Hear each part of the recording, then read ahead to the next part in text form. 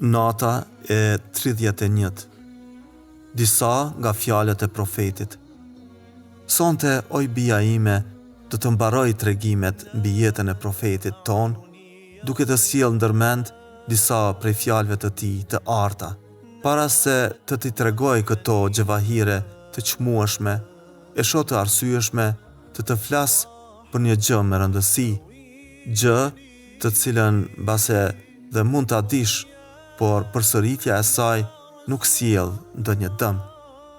Burimet më me rëndësi në fenë islame janë dy: Kur'ani, që është fjala e Zotit që na u komunikua prej profetit Muhammed, dhe hadithi, që janë fjalët e thëna nga profeti ynë për të shpjeguar ndonjë ajet të Kur'anit, për të dhënë ndonjë këshill, për të aprovuar ose ndaluar ndonjë vepër që ka ndodhur në prezencën e tij, ose për t'ju përgjigjur ndonjë pyetjeje që i është drejtuar.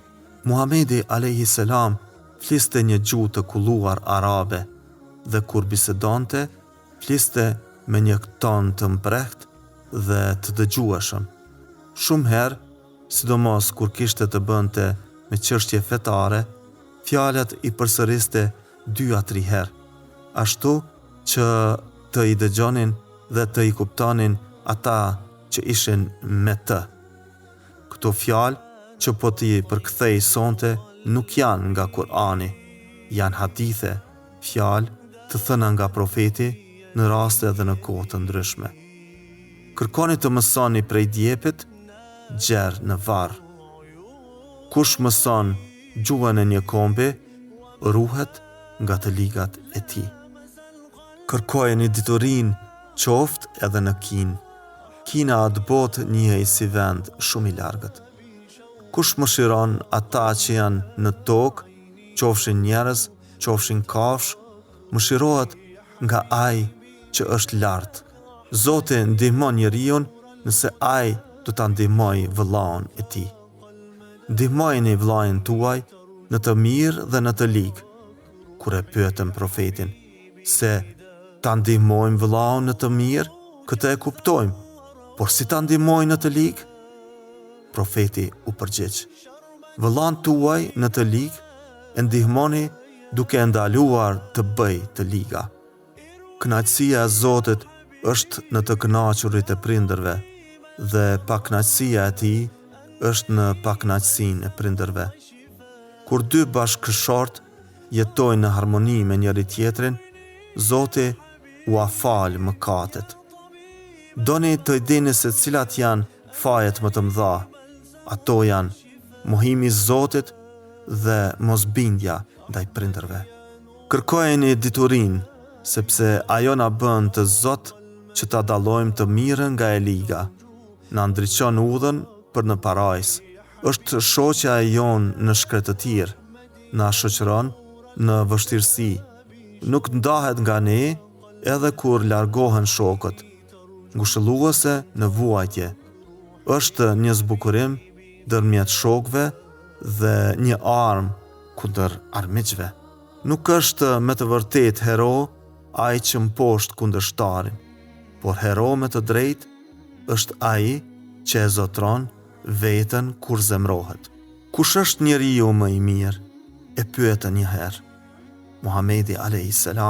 u përgjigj: njeriu më i mirë është ai që bën një jetë të gjatë dhe e kalon atë duke bërë vepra të mira. E kur u pyet kush është njeriu më i ligë, ai u përgjigj: ai që jetën e tij të gjatë e përdor për të bërë vepra të liga. Ushqeje të urriturin, vizitoje të sëmurin dhe liroje sklavin. Ndihmoje atë që vuan, qoftë musliman, qoftë jo musliman. Ju nuk hyni në parajs pa pasur fe. Feja juaj është e plotë, derisa ta doni për vëllain tuaj atë që e doni për vete. Ata që fitojnë jetesën e tyre me punë të ndershme janë të dashurit e Perëndisë. Mirësia është shenjë e besimit. Kush nuk ka mirësi, nuk ka besim. Nuk është musliman i vërtet Ai që barkun e vet e ka plot, e fqinji i tij nuk ka buk për të ngrënë. Nuk është prej nesh muslimani vërtet ai që nuk i do të vegjëlit e tij, nuk i respekton ndjenjat e të moshuarve dhe nuk është prej nesh ai që nuk porosit bërjen e veprave të mira dhe nuk ndalon nga të ligat. Të gjitha krijesat janë familja e Perëndisë.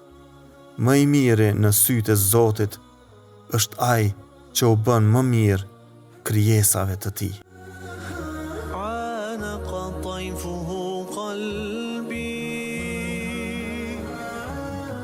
ذابت في يديه يدي نادت